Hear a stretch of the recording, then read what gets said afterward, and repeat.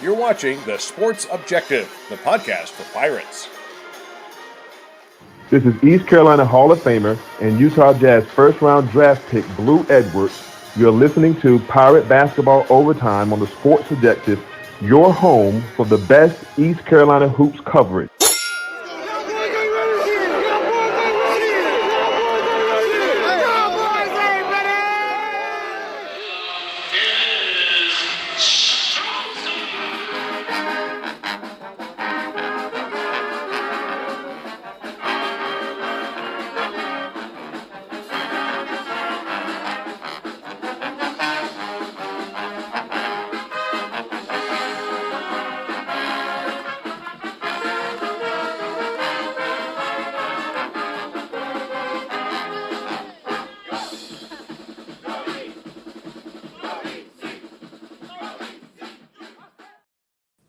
What's going on, Pirate Nation? Welcome into Pirate Basketball Overtime on the Sports Objective. A little Sunday afternoon matinee, if you will, and taking a look at East Carolina hoops. Setback on Saturday afternoon. The Pirates fell to the SMU Mustangs, definitely one of the top teams in the American, in my opinion, talented enough to maybe to push Memphis and FAU and some of the other teams at the top of this league as the season wears on, and we shall see. But to take a look back at that one, as well as a look ahead, I'm joined by Matt Semenza. Matt, how are you? Bubba, doing great, buddy. Obviously a tough game yesterday, and we've talked about before that the margin of error for this team is so small. And to beat a team like SMU, we're going to have to play a really great game. And just unfortunately yesterday just came up short in too many areas against a very good team. Yeah, SMU 11-5, I think 2-1 now in the American, if I'm not mistaken. And we'll talk more about the league as a whole as the show goes on, and also, that depth concern, especially when you have someone like Quentin DeBounge, who's capable of knocking down 3 or 4 threes and having a game like he did down in Boca against Florida Atlantic when he put up 13 points and then went down with that ankle injury. He's been in that walking boot for the last probably week and a half or so now, and fingers crossed maybe he can be back on Wednesday against North Texas, or at the very least next weekend. But taking a look at this one, the Mustangs essentially led wire to wire. East Carolina held a 2-0 advantage there in the first minute or two of the game. But, from, about the 17:50 mark on of the first half, it was all Mustangs, as far as having that lead. And as the first half went on, the Pirates, after falling behind by 8, we sliced the deficit down to 2, but then SMU, they started knocking down some threes. The Pirates had some live ball turnovers. It's kind of a perfect storm for SMU to have a 13-2 run that pushed their lead out to, I want to say, 13 at 33-20 there, probably 12 or 13 minutes into the half, and the Pirates were able to trim it down to 9 at the break. But then right after halftime, SMU was scorching hot from deep and knocked down several three-pointers and pushed their lead out to 18. Yeah, they sure were. I mean, they shot very well. And there were several times in the game where we were able to, to get within striking distance, get it to 6 points, 8 points. But it seemed like every time we did, they were just so dynamic from behind the perimeter. They would just hit 1 or 2 threes and get the lead back up to double digits, and we just couldn't recover. So, Bubba, I think a lot of that stuff is, listen, as Mike Schwartz said after the game, they are a very good team. They're long. I mean, they have so much length. They really give you problems defensively. But when they shoot like that, it's going to be very tough to beat them. And so they can beat you on their own, but. In addition, unfortunately, we had so many self-inflicted wounds in that game. In particular, the offensive rebounding in the first half, our inability to box out and keep them off the glass was a huge factor. And some of that stuff is a little misleading when you look at the box score, because on a few of those offensive rebounds, they were taking deep threes that clanked off the rim, and it turns into a long rebound. So you're in position, but it's a long rebound. Can't do much about those. But in other situations, it was just simply a case of, being out of position and not being fundamentally sound. And you just can't do that against a really good team. And I think that, to me, Bubba, when I watched, now that we're, however many games we're into the season, 15 games, that seems to be the biggest issue with this team, is keeping teams off the offensive glass. Yeah, Coach Schwartz, that's one of the very first things he mentioned in his post-game press conference. Those 9 offensive rebounds that SMU was able to pull down in the first half. He also referenced our inability in the first half to take care of the basketball. In those victories against Tulsa and Temple, the Pirates had just 9 and 10 turnovers respectively. But yesterday in the first half, when SMU was really able to kind of build that double-digit margin fairly quickly, when the Pirates had those 7 turnovers, many of which I already referenced were live ball turnovers. Yeah, absolutely. And those self-inflicted wounds are just, it's going to be tough to beat a team of that caliber when you do those things. And so, it's the turnovers, the rebounding, and obviously the 3-point shooting, Bubba. And I know you're going to get into the stats, but we were 2 for 17 from behind the arc, and that's just not going to get it done. And again, you got to give some credit to SMU, because they made things really challenging for us on the perimeter, especially with Brandon Johnson. I mean, they were not going to let him get a clean look from 3. And he really didn't the entire game. And I think Mike Schwartz and his staff, they did the right thing. When somebody's really heavying up on the perimeter, you try to pump the ball down low, and they did that successfully with Ezra. But 2 for 17 is just not going to get it done. You're going to have to find a way to make some threes. Yeah, you kind of read my mind. That's where I was going next as far as Brandon Johnson's game yesterday. Brandon's been so consistent for East Carolina this year. Yesterday was just the second game that he has not scored in double figures. His previous season low was 9. Yesterday, he only had 5 points. And his first field goal against SMU yesterday came with, it was a putback with just 3.5 minutes left to go in the game. Yeah, just obviously a really tough day for him. But, like Mike Schwartz said, give SMU credit. I mean, they did what they had to do. And, I think now that that's on film, I think other teams are going to try to replicate that. They're going to try to get up on him on the perimeter. So it's up to East Carolina now to make some adjustments. And maybe in that situation, maybe you put him down in the post a little bit more and try to spread the floor from there. But, I think, like I said, now that that's on film, I think that's going to be the game plan, is to really make sure he doesn't get clean looks from behind the arc. You talk about that small margin for error. When you're without a Quentin Debouge who has that ability to get hot and score points in spurts, like we already referenced, he did against Florida Atlantic the last time he played, and earlier this year in a game against a little bit lesser competition, he had 27 points, and something like that. When you take away a Brandon Johnson, Brandon's been so consistent. He's going to have an off night. I mean, there's just the second time all year that he's failed to score double figures, which is amazing.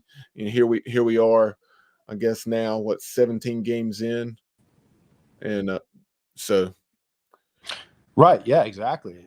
And really, just such a tough break for Debouge, man. I mean, I hate it for him, because he did some things against FAU that we've been kind of waiting on. He played very aggressively in that game. He was attacking the basket. He was aggressive. He wasn't hesitant at all. And it's unfortunate that was the game he tweaks the ankle, because it really looked like the light went on for him. And to your point, Bubba, I mean, without his scoring off the bench, you really start to look very thin offensively without that extra bench scoring, and it really bit us last night. in a lot of ways. And against a team like that, you really need his athleticism.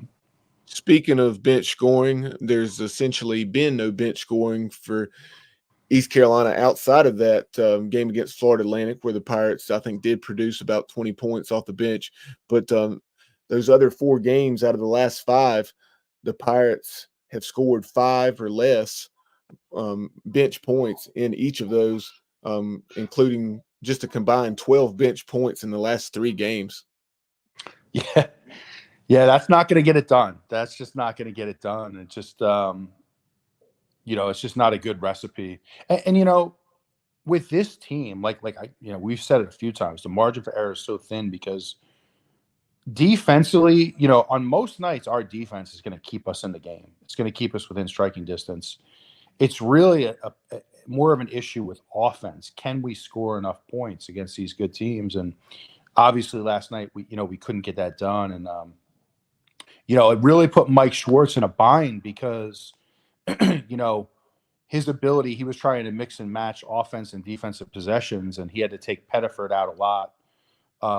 Play LeCount more for like his defensive presence, and it really put a strain on what he was trying to do. He obviously we are a man-to-man team, but he was forced to go into a zone there in the second half, and within a few minutes they shot us right out of that zone. So you just have to try to find a way to get stops and then get more offense.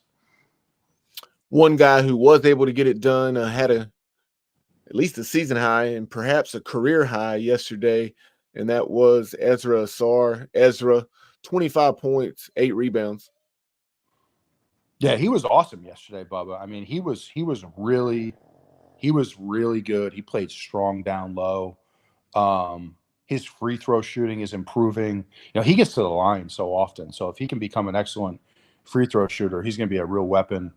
But really nice strategy. I mean, again, if you're going to heavy up on the perimeter against us and try to take away Brandon Johnson, that leaves you to force the ball down low to Ezra and allow him to operate in the paint. And that's what he did. Really nice job out of him. I think he had 25 points yesterday. So good performance there. Yeah, I think his previous high had been 24. I believe that came against USC Upstate, but Coach Schwartz referenced that. I think exactly what you just said in the post game press conference, and that was with them taking away the perimeter. He said they do a tremendous job of defending, and we'll talk more about SMU and everything they present. Just Johnny Gardner and I were talking about this earlier this afternoon as far as how they're positionless and they have length at every position, and really can cause some problems in a variety of ways, and with how they defend you, and then also with the challenges that prevents offensively when you're defending them. But yeah, no doubt. And we'll go ahead and we mentioned what Ezra Ausar did, 25 points, 8 rebounds. We'll take a look at the other individual numbers and a little bit more about Ezra's line. Ezra was 9 out of 12 from the floor in 38 minutes. You had 2 other Pirates in double figures, R.J. Felton, 15 points and 6 rebounds. On the surface, that doesn't sound like a bad afternoon at all, but RJ just 5 out of 19 from the floor in 32 minutes. Pretty crazy there. I would imagine that's a season high and probably a career high with 19 shot attempts for RJ Felton. You had Kim Hayes. The other night on overtime following the victory at Temple, I talked about how hopefully Kim Hayes would build on that performance in which he knocked down 3 trifectas in 5 attempts. And he was able to do just that in 23 minutes yesterday against SMU. 12 points, 5 out of 7 from the floor, 2 out of 3 from beyond the arc. Another solid outing for Cam. You had Bobby Pettiford in 21 minutes, just 3 shot attempts. He made 1 of those, 2 points and 3 rebounds, and just 1 assist for Bobby Pettiford. And we talked about essentially no production from the bench. The good news is Jaden Walker played 25 minutes. The bad news is just 2 points from Jaden.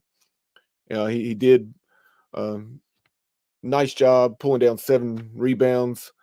And then you had Caleb LeCount. His 3 points came in the final minute and a half of the game. So, the Pirates essentially, had 2 bench points, if you want to look at it that way, when the game was in doubt. But great to see Jaden Walker play substantial minutes for the first time in a while. Yeah, absolutely. And like some of the things that jump out at me when you look at those statistics, I mean, you look at Felton, if you could just leave those up there for a minute, 5 for 19, but it's not like he was taking bad shots. I mean, those are shots he normally takes every game. But again, when you're 6'4", and he's Felton is a freakish athlete. I mean, he can jump out of the gym, but when you're 6'4" and you're being defended by a guy who's 6'8" and can also jump out of the gym, it's tough to get those shots off. And that's what you saw yesterday. He just couldn't get a clean look. And then Pettiford, 21 minutes, only 3 field goal attempts. Same for him. He struggled with their length to even get shots off. So, like, to me, that was the story of the game. SMU just makes things so tough defensively. But you look at what we did. I mean, again, this East Carolina team is outstanding defensively. I mean, you give up 75 points to SMU. That's not a bad day defensively. That's very solid. I mean, you look at like Memphis today, they just put up 112 on Wichita. I don't even know if that game's over yet. But the issue with this team continues to be, can we score down the stretch? Do we have enough offensive prowess to beat these really good teams? And it's not quite there yet. And to your point, yes, the Shockers were defeated by the Memphis Tigers 112-86 today, and that one was at Wichita. So no, Wichita State does not have one of their better teams. They're in a year of transition with a new regime, but still, I'm gonna have to dive into the record books and see the last time they got beat by 26 at home. Yeah, definitely. I mean, that's way too many points to give up when you're at home. So definitely something to look out for when we play Wichita later in the season. But one more thing, Bob, and I'm sure you're going to mention this, is the free throw shooting for East Carolina. 16 of 25 last night at 64%. Conversely, SMU, 92%. Again, that's just not going to get it done against a really good team.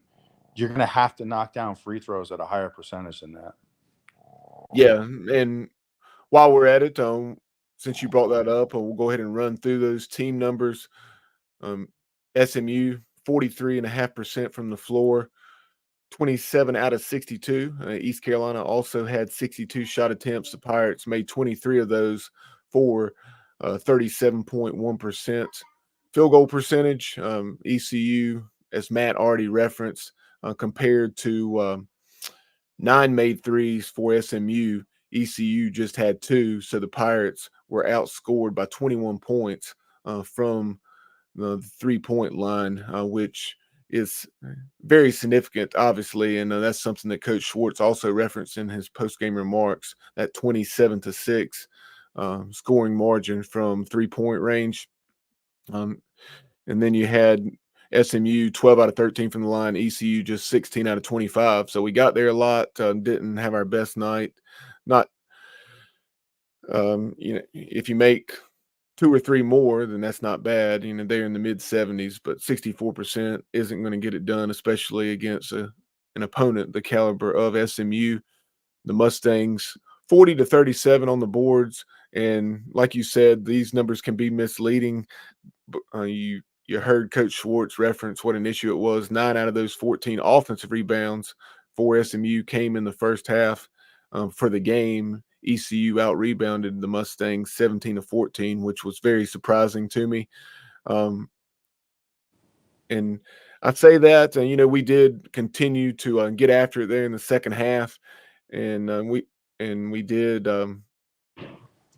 as Coach Schwartz mentioned, following the game, do our best to kind of use that since we weren't having our best night shooting.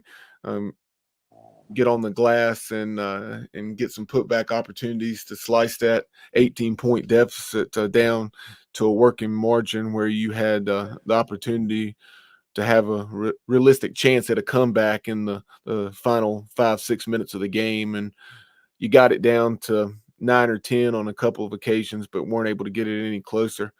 Then also a number that was not surprising. SMU shared the basketball very well, oftentimes passing up a good shot for a great shot, making that extra pass. SMU 16 assists compared to just 6 for the Pirates. Yeah, absolutely. When your assists are that low, that means you weren't able to effectively move the ball. Your ball movement wasn't there, and it was just an issue all night.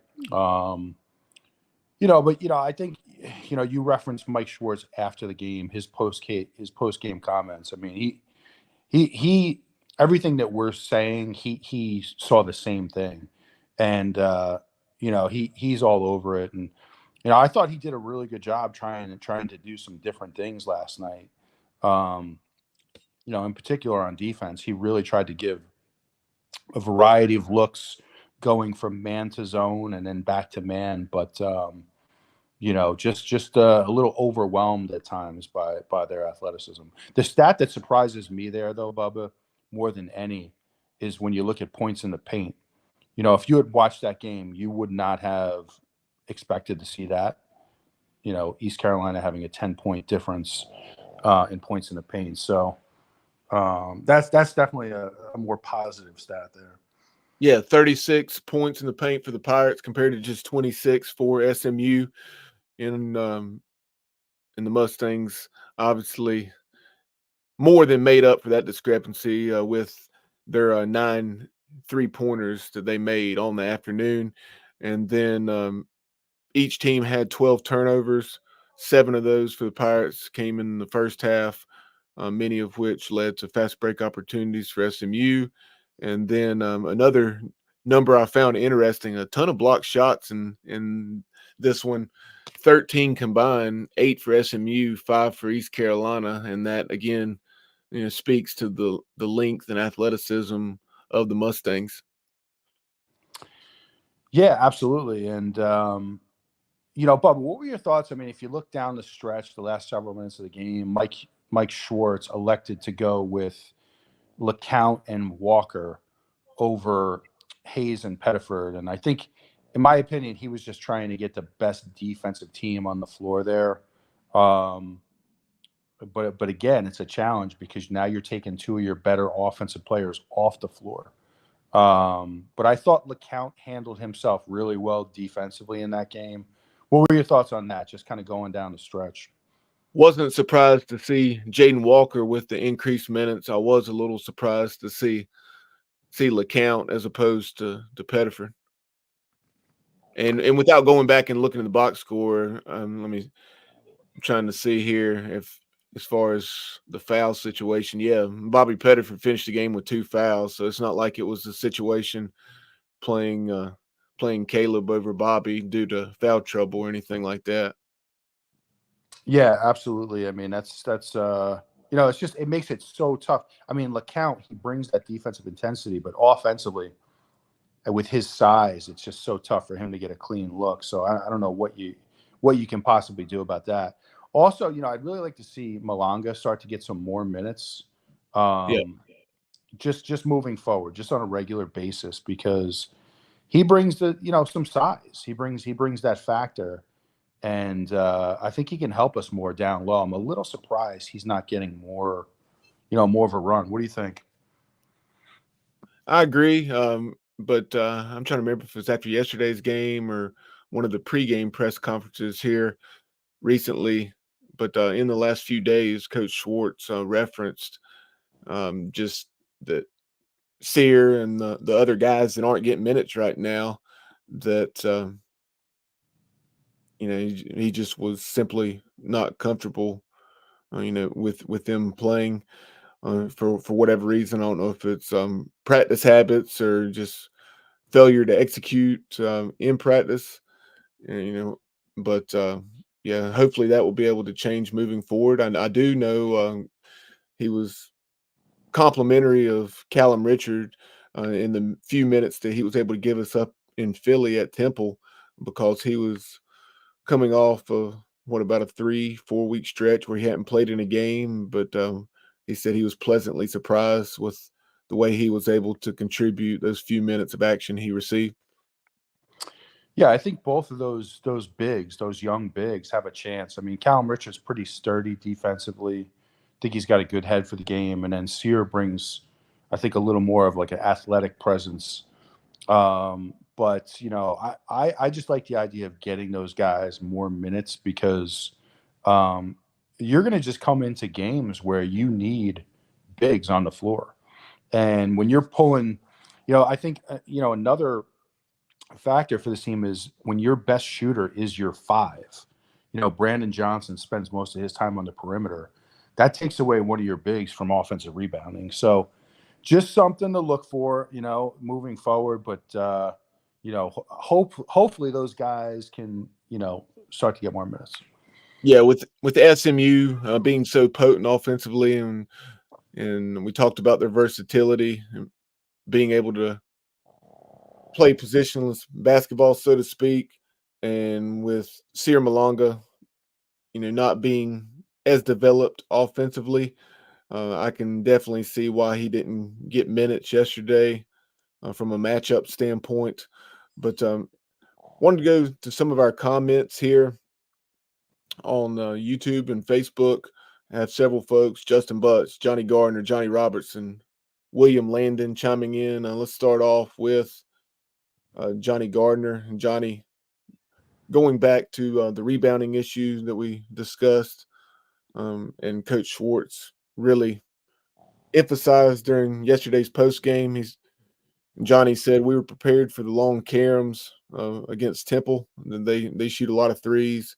Was part of the game plan. Need to be able to make adjustments on the fly, in his opinion. What's up, Johnny? Yeah, I mean, that's a really good point. And you could see there were so many long rebounds yesterday that they had off of missed threes. It's a real problem for this team.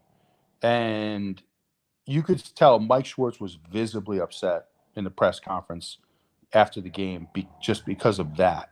If nothing else, he was visibly upset about that. So, yeah, I mean, I think Johnny makes a great point. And, you have to clean it up. You have to find a way to get in front of your man and get a box, especially against that length.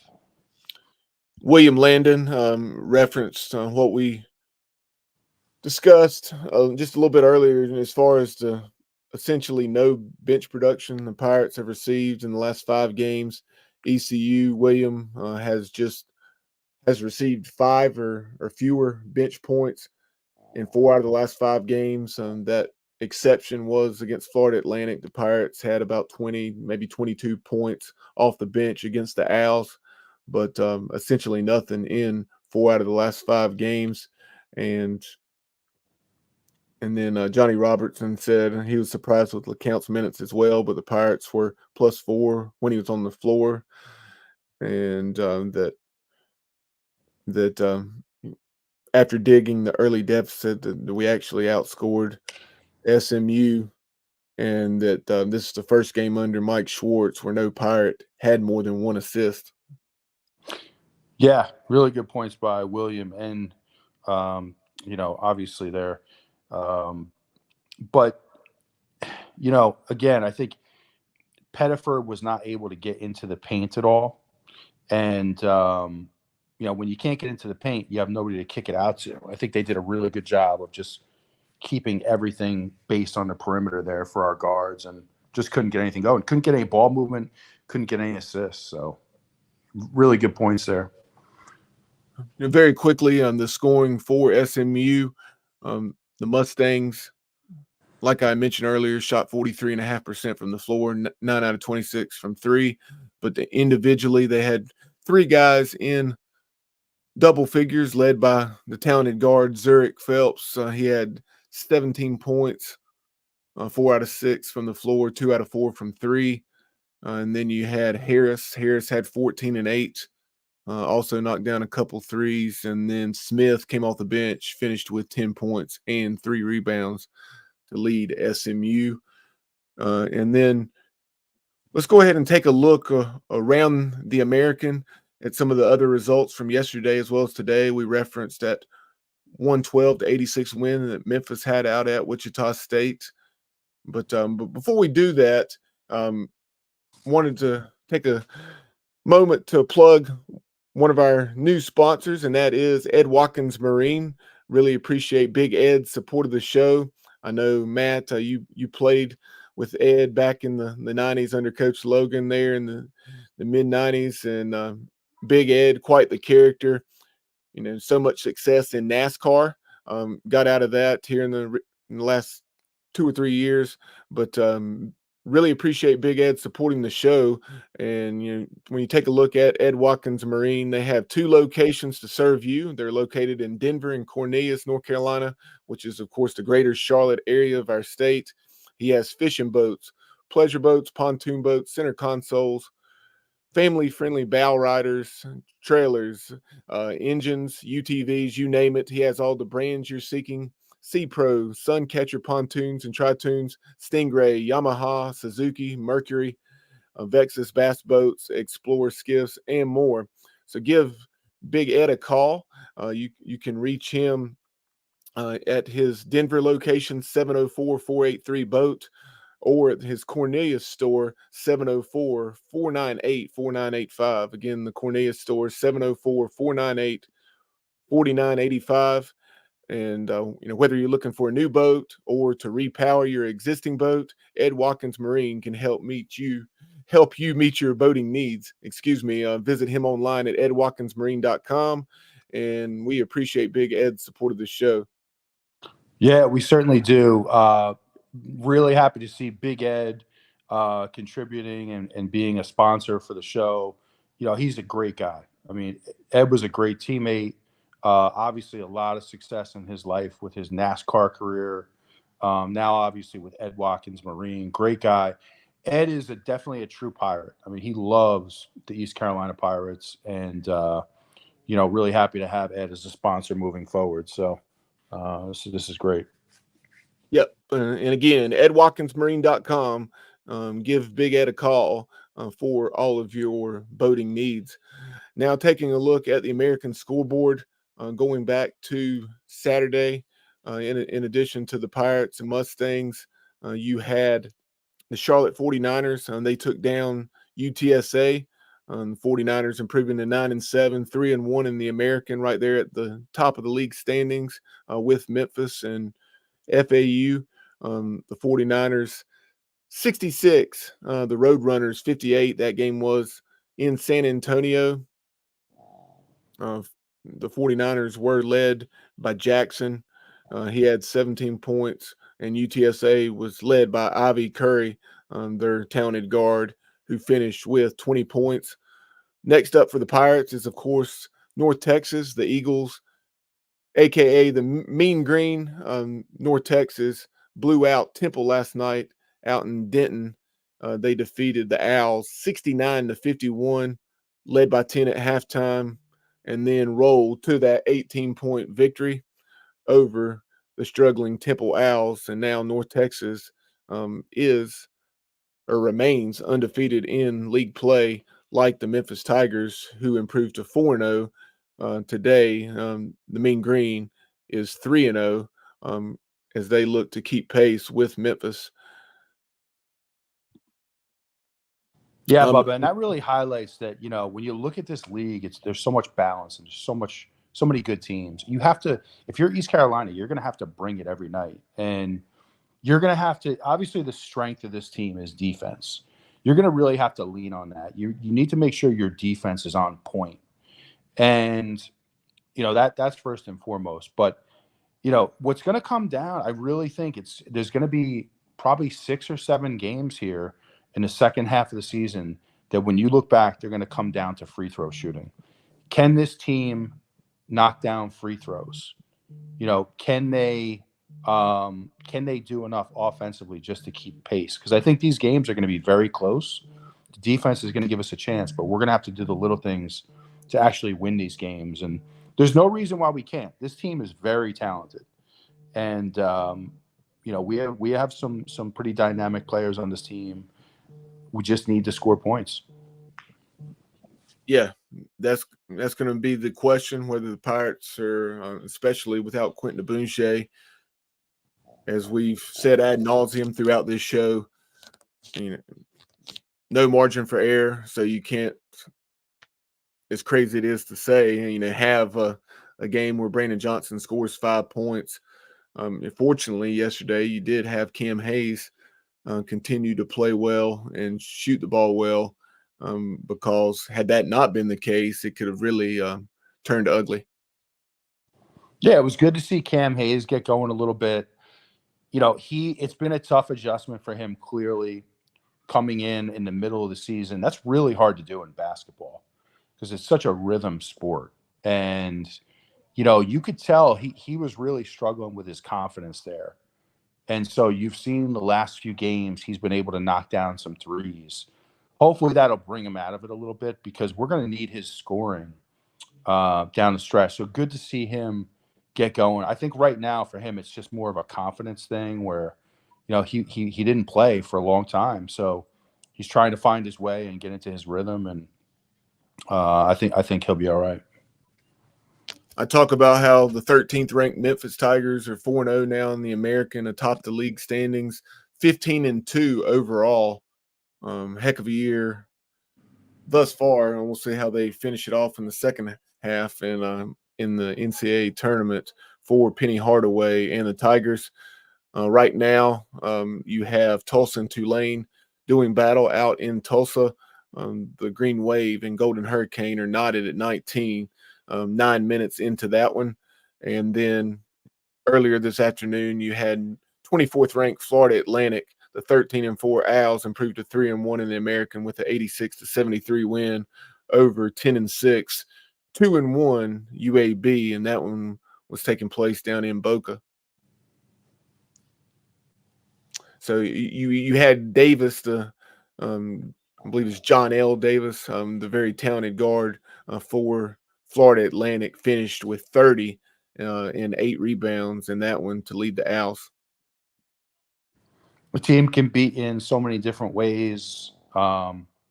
Really, really talented offensive team. And then they obviously have the big man, the 7-footer, who gives you a lot of challenges down low. So they're starting to really come together here at the midpoint, Bubba.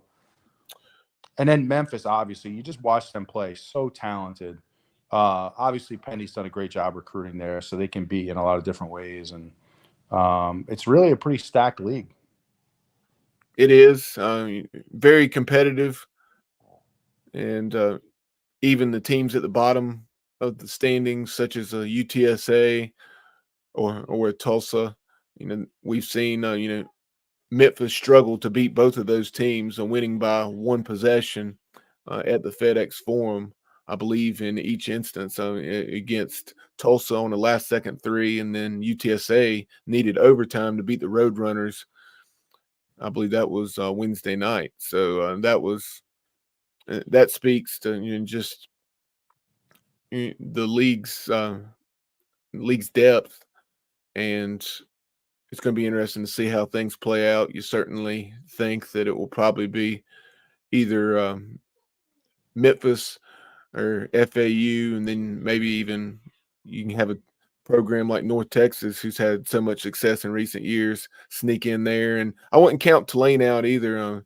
I know they're 1-2 right now, but the Green Wave, we'll see if they can play up to their potential, and they definitely had the ability to score very well with that lineup that Ron Hunter's assembled. Oh, no doubt about it. They can light it up. I mean, you have the teams you just mentioned there, FAU, Memphis, SMU, Tulane. I mean, these are really good teams. So, but hey, this is what I love about college basketball, Bubba, is that this is what makes college basketball so great. If you bring your A game, if you're prepared to play, if you shoot the ball well, you can beat anybody on a given night. And, I just hope that, the Pirates can find some offense here down the stretch. But, I mean, you see it all the time. You saw UCF the other night, big home victory against Kansas. Nobody would have predicted that. So you see it all around the country. And how about this? The dynamic guard, Mikey Williams, Bubba, who had committed to Penny Hardaway out of high school, was committed to Memphis, went through, he was arrested last year. I don't remember what the story was, but he just entered his name into the portal and then committed to UCF. So big week for the Knights down there in Orlando. I knew he'd obviously in the Big 12 now, but still worth mentioning. Oh, definitely, because it involves obviously an American team in Memphis, and him leaving that program. I had seen that he'd entered the portal, did not know that he had landed with UCF. But we have probably another 3 to 5 minutes remaining on the show, so get your comments in as we'll be wrapping it up shortly. But before we do so, let's take a look ahead at what the Pirates have this upcoming week. You have first Wednesday night, 7:00 tip-off on ESPN Plus against North Texas. Would have to go back and check to see if these programs have met down through the years. I want to say they have, but it's been an awfully long time. But will be interesting to see what the record book says there. But the Pirates 9-8, 2-2 in the American, taking on 10-5, 3-0 North Texas. And a little about the Eagles, who were probably more frequently referred to as the Mean Green. North Texas is led by Aaron Scott, Jason Edwards, C.J. Nolan, and Reuben Jones. Those four guys, take roughly 70 to 75% of their shots. Aaron Scott, he's a 6'7" junior, averaging 12 points and 6 rebounds. Then you have Jason Edwards, who actually leads the team, nearly 17 a game. He's made 38 threes, shooting a little over 38%. So he shot a high volume, 99 three-point attempts, and has converted on 38 of those for the 6-foot Jason Edwards, a sophomore. And last night against Temple, he knocked down 3 trifectas and had 16 points in that 18-point win over the Owls. C.J. Nolan, he's an Oklahoma transfer, a 6'4" junior, averaging 9 a game. He's shooting it at a 41% clip from 3, but just 39 attempts. So he's only attempting about 2 or 3 trifectas each time out. And one of the themes throughout this North Texas roster is transfers, whether it's a guy that's been in the program or they're in their first year. They are in Denton. You have another guy to contend with is Oklahoma State and TCU transfer Rondell Walker. Most recently, he was at TCU during last season, played in 30 games for the Horned Frogs, just starting 5. And then the previous 2 seasons, he had played in nearly 60 games for Oklahoma State, averaging 8 and 3, and then 5 and 2.5 for the Cowboys in those 2 seasons, while starting 15 games. And they also have another transfer guard who started 30 games for UTSA a year ago. So interesting there, Portal. Yeah, Bob. yeah. I mean, Portal, and then you have a guy from UTSA transferring in state, and as it turns out, within conference to North Texas, and John Buggs III, a 6'2" guard who had started his career at UMass prior to transferring to UTSA. Yeah, I mean, you just see like the instant impact that these teams around the country are getting from the portal. And I'm telling you, this might not be a popular opinion. At East Carolina, 80% of my recruiting would be in the portal. I might bring in at most 2 high school players a year, but I think it's easier to recruit than ever. And that might be against what a lot of people think. But the way this portal is now, you can go out and find good players right away that are developed, that have some experience. And, Johnny Gardner, that's what it's all about, Matt. Easiest sport to make some noise. We just need to push through it. Yeah, no doubt about it. But man, this portal it's given teams around the country an opportunity to elevate their game right away. And another portal piece on this one in the low post is making his presence known for UNT, and that is Robert Allen, the 6'9", 225-pound senior forward. He began his career at Samford, and during his time with the Bulldogs, 10-8 as a true freshman, and then 14-7, and he's a 6-year guy. I guess COVID and perhaps an injury, or maybe, but very interesting. He's a 6-year guy, 2 years at Samford, 3 years at Ole Miss during his time with the Rebels. Certainly made a significant impact as well. And I believe so he's like your standard BYU football player. He's like 30 years old with kids. Yeah, I get it. You're seeing more and more of that. And now with the Mean Green, he's averaging 6 points and 8 rebounds per game. So very interesting lineup. And this is a program that's used to having a whole lot of success, as they were in the NIT a season ago, and I'd have to go back and check. I think that they made Johnny Gardner.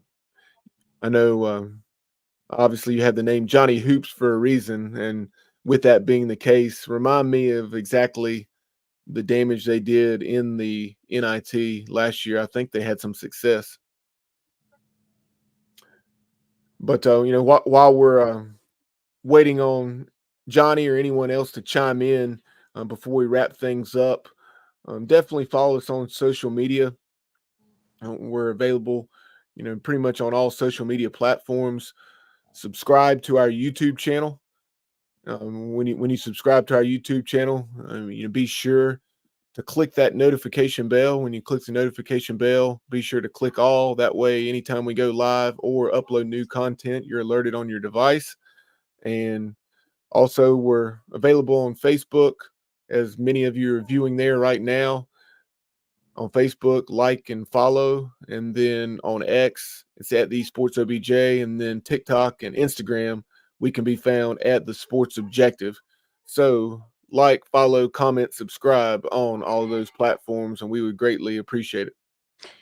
Absolutely. Bubba, I know we have a minute or two here left. Shifting gears for just briefly here.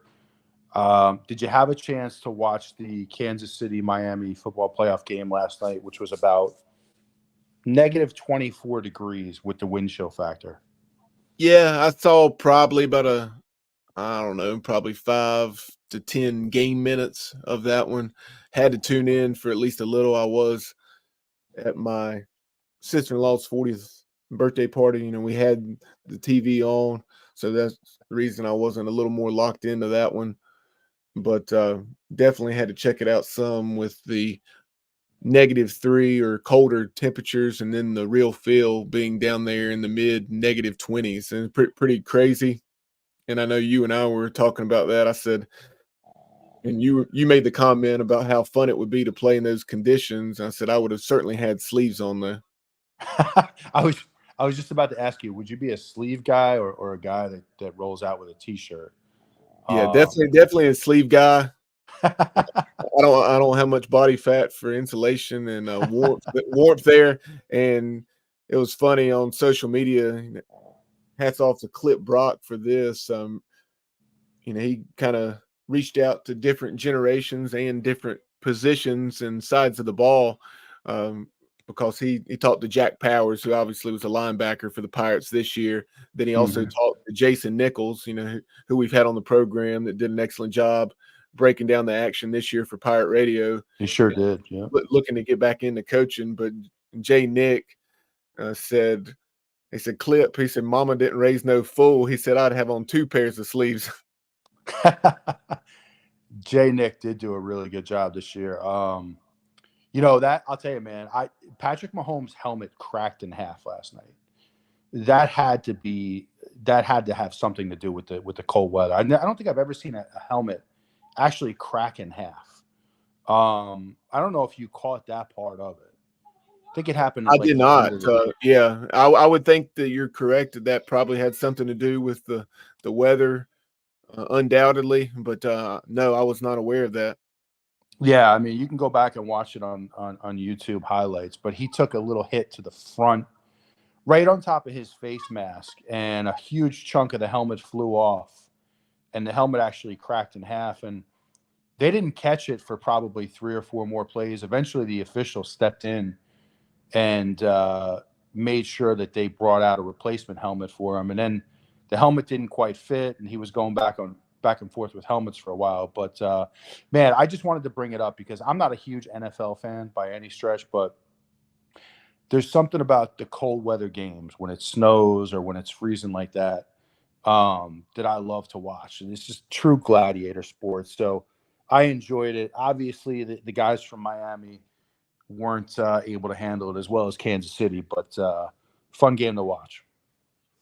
And Johnny Gardner, as I knew he would, comes through with the info concerning last year's NIT that not only did you have North Texas, but you had UAB, two programs new to the American. They did battle squaring off in that NIT final following the 22-23 season. We got Johnny and Johnny. The two Johnnies always come through with some good stats, man. Yeah, Johnny Gardner and Johnny Robertson. Yeah, no doubt about it. Johnny Stats on Johnny Robertson is, as he's known with Pirate Radio, Johnny Stats, and then Johnny Gardner, Johnny Hoops, if you will, here on the program. But Matt, before we get out of here, do you have anything else? No, man, I think there might have been one more. Was there another comment there from Frankie? I'm not sure. I thought Frankie said, need more bigs. He said, need a 7-footer that's aggressive at the basket. Yeah, no doubt about it, Frankie.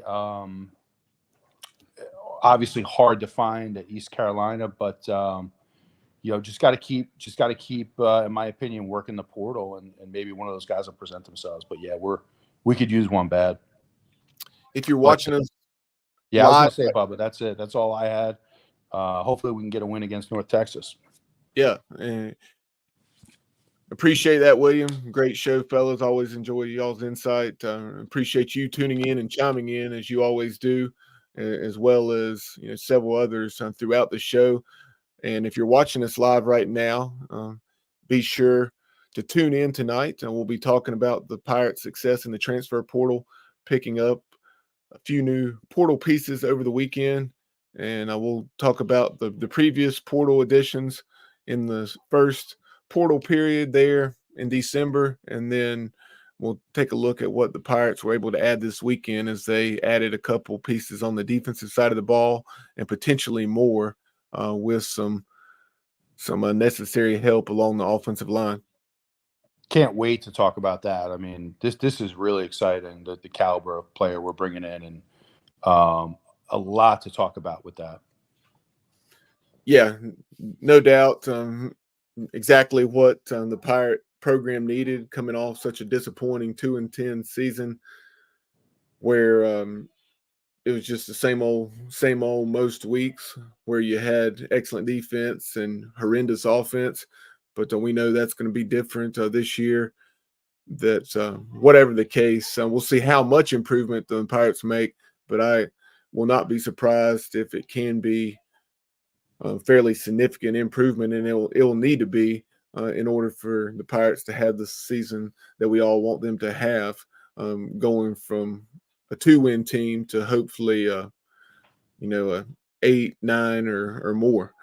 And who knows, maybe we can have the season that Tulane had a couple years ago, where the Tulane Green Wave went from 2 wins to 12 wins.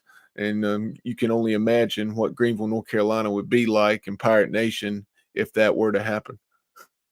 Oh, no doubt about it. And, hey, we had a defense in place already. So it's not like it's completely out of the cards to go win 7 or 8 games next year. If the players, in particular the quarterback, pans out, I should say quarterbacks pan out and be the players we think they can be. But it's gonna be fun to watch, and I think we're gonna have a lot more players to add to even after spring ball. So we're gonna have a lot to talk about on that show. We definitely will.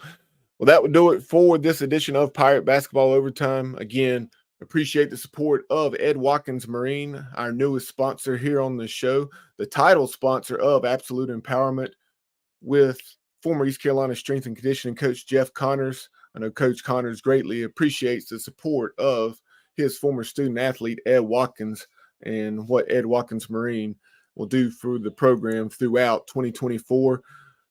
Yes, it may be mid-January now, but before you know it, as we know, the North Carolina weather here in the next 2 to 3 months, it will be warm enough for people to get out on the water, and then you can do some fishing.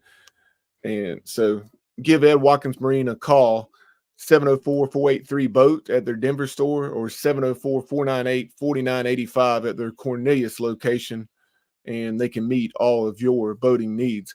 But for Matt Semenza, I'm Bubba Rosenbaum. You've been watching and listening to Pirate Basketball Overtime here on the Sports Objective. Again, SMU defeated East Carolina on Saturday afternoon, 75-64. And we'll talk to you soon here on the Sports Objective. As always, go Pirates.